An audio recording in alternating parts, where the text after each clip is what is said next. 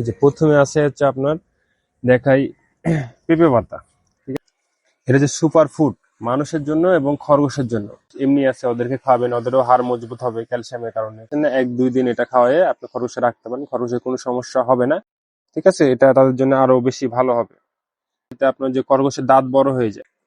আসসালামু আলাইকুম প্রিয় দর্শক, সবাই কেমন আছেন? আশা করি আল্লাহর রহমতে সবাই ভালো আছেন। আজকে একটি নতুন গুরুত্বপূর্ণ টপিক নিয়ে কথা বলবো। সেটা হচ্ছে খরগোশের ভিটামিন, ক্যালসিয়াম, মিনারেল। ঠিক আছে, এগুলো আপনারা ওষুধ ছাড়াই কিভাবে খরগোশকে দিবেন, কি খাওয়ালে এগুলা তারা পর্যাপ্ত পরিমাণ পাবে। ওষুধ ছাড়াই খরগোশ পালন, এক কথাতে। পুরো ভিডিওটা দেখুন, অনেক গুরুত্বপূর্ণ বিষয় আপনারা শিখতে পারবেন আজকে ভিডিওতে। চলুন আপনাদেরকে দেখাই কি কি খাওয়ালে আপনারা খরগোশের ক্যালসিয়াম, ভিটামিন এগুলা ওষুধ ছাড়াই পাবে। এই যে প্রথমে আছে হচ্ছে আপনার দেখাই পেঁপে পাতা। ঠিক আছে, এই পেঁপে পাতা অনেকেই জানে না যে খরগোশকে খাওয়ানো যায়। এটা কিন্তু খরগোশের প্রধান খাবার না, এগুলো হচ্ছে খরগোশের পুষ্টিকর খাবার। এগুলো কম পরিমাণ খাওয়াবেন, কিন্তু এদের পুষ্টি হচ্ছে ঘাসের তুলনায় অধিক বেশি। ঘাস হচ্ছে খরগোশের পেট ভরানোর জন্য খাবার, আর এগুলো হচ্ছে খরগোশের পুষ্টিকর খাবার। এই পেঁপে পাতা খাওয়ালে খরগোশের ভিটামিন, ক্যালসিয়াম, মিনারেল সবকিছুই পেঁপে পাতা থেকে পায় তারা। এবং পেঁপে পাতা খুবই অল্প পরিমাণে, যে আমি হাতে নিয়ে আসছি ছোট, এটা একটা খরগোশকে একদিন খাওয়ালেই যথেষ্ট। ঠিক আছে, এটা সপ্তাহে একদিন বা মাসে একদিন আপনারা যদি হাতের কাছে পান, সপ্তাহে একদিন খাওয়ানোর চেষ্টা করবেন। তাহলে দেখবেন খরগোশের হাড় শক্ত হবে এবং খরগোশের ক্যালসিয়ামের চাহিদা পূরণ হবে। এই হচ্ছে পেঁপে পাতার কাজ। এছাড়াও পেঁপেও খাওয়াতে পারেন, আমি পেঁপেও খাওয়াই। পেঁপে, কাঁচা পেঁপে, পাকা পেঁপে অল্প পরিমাণ ছোট ছোট পিচ করে, 1-2 ইঞ্চি পিচ করে আমি খাওয়াই থাকি খরগোশকে। এছাড়াও এখানে আছে হচ্ছে আপনার, এটা যে সুপার ফুড মানুষের জন্য এবং খরগোশের জন্য। এটা আমি যে ছোট ছোট করে, এই যে দেখে আপনাদেরকে, আমি ছোট ছোট করে আপনার খরগোশকে এগুলো খাওয়াই।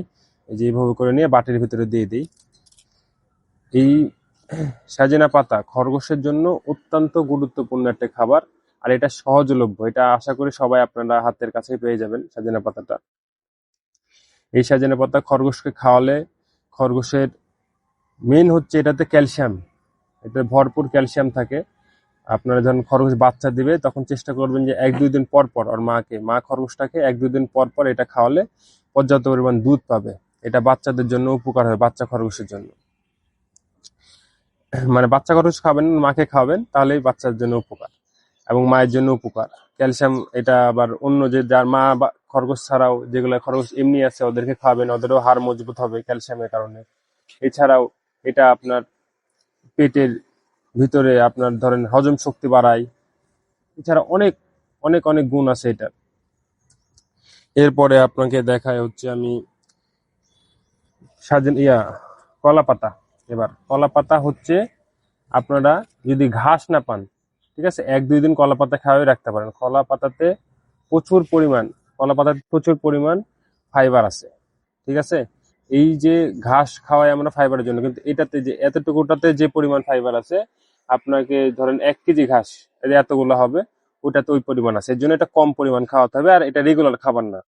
এটা ধরেন আপনি ঘাস পাচ্ছেন না, যখন এমন হচ্ছে এখন হচ্ছে বর্ষার সময়, ঘাস পাচ্ছেন না, 1-2 দিন এটা খাওয়ায় আপনি খরগোশে রাখতে পারেন, খরগোশের কোনো সমস্যা হবে না।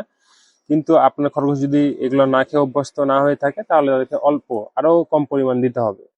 ঠিক আছে, এটা তাদের জন্য আরো বেশি ভালো হবে। যত কম পরিমাণ দিবেন আপনার তত ভালো। আস্তে আস্তে অভ্যাস হয়ে গেলে তখন বেশি পরিমাণ দিতে থাকবেন। আর কলার পাতা যখন আপনারা খাওয়াবেন, তখন এটাতে আপনার যে খরগোশের দাঁত বড় হয়ে যায়। খরগোশের দাঁত বড় হয়ে গেলে এটা যদি খাওয়ান, দেখবেন খরগোশের দাঁত বড় হয়ে যায়, রোদ হবে আস্তে আস্তে। খরগোশ কিন্তু দেখবেন ঘাস না খাওয়ালে, এই পেঁপে পাতা, কলা পাতা, তারপরে এমনি শক্ত কিছু না যদি খাওয়ান, শুধু ভুসি খায় খরগোশ পালন করেন, তাহলে দেখবেন যে খরগোশের দাঁত বড় হয়ে গেছে, ওই দাঁত আবার কাটা লাগে। এবার আরেকটা গুরুত্বপূর্ণ আমি যে বিষয় নিয়ে কথা বলবো, সেটা হচ্ছে আপনার পেয়ারা পাতা। ঠিক আছে, যে পেয়ারা পাতা অনেকেই যে খরগোশের আপনার ডায়রিয়া হয়ে যায়, এটা হচ্ছে ডায়রিয়া রোধ করে এই পেয়ারা পাতা। এই পেয়ারা পাতা আপনার ধরেন যখন দেখবেন খরগোশের ডায়রিয়া হয়ে গেছে, তখন আপনারা যদি অল্প পরিমাণ তাদেরকে খাওয়ান, তাহলে দেখবেন যে খরগোশের ডায়রিয়া ঠিক হয়ে গেছে ওষুধ ছাড়াই। কারণ সবসময় তার ওষুধ বাসায় থাকে না, আর ওষুধ নিয়ে আসার আগে তো পেয়ারা পাতা অবশ্যই বাসায় পাবেন। বাসায় না পেলে আশেপাশে তো পাবেনই।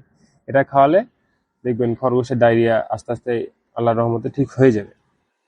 আর যদি ডায়রিয়া না হয়ে থাকে, আপনার তাও পেয়ারা পাতা খাওয়াতে পারেন, খুবই অল্প পরিমাণে। কেন পেয়ারা পাতা বেশি পরিমাণে খাওয়ালে আপনার তাদের কোষ্ঠকাঠিন্য হতে পারে।